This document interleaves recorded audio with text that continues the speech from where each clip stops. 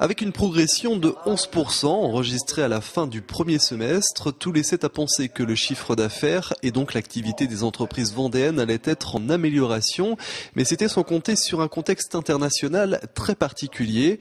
Aujourd'hui, entre la déstabilisation des marchés boursiers, la dette souveraine des États-Unis ou encore les interrogations sur la zone euro, l'horizon économique départemental s'assombrit et devient beaucoup plus flou.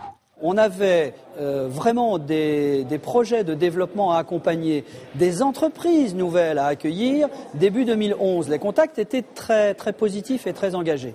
Il faut reconnaître que dans le climat actuel, ces projets ne sont pas morts, ne sont pas éteints, sont, je pense, en sommeil et différés.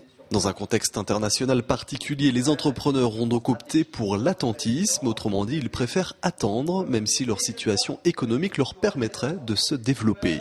Aujourd'hui, oui, on est tous inquiets de demain. Par contre, pourquoi est-ce qu'on est inquiet, fondamentalement? Parce que tout le monde nous dit qu'on doit être inquiet. Et je crois que c'est là où il faudra peut-être qu'on arrête un peu cette approche-là. Oui, on sait que le marché va être dur, on sait que 2012 n'est pas une bonne période, ne serait-ce que politiquement parlant, on va passer pas mal de temps là-dessus, et qu'on ferait mieux de se concentrer sur les entreprises, effectivement, parce qu'on est au fond de nous pas si inquiets que ça. La Vendée, la France ne vont pas si mal au niveau des entreprises individuelles. Économiquement peut-être, moralement c'est une autre histoire. Alors que 35% des chefs d'entreprise sud-vendéens se déclaraient confiants en l'avenir au mois de juin dernier, il n'était plus que 26% en octobre et ce chiffre devrait en toute logique encore diminuer dans les prochains mois.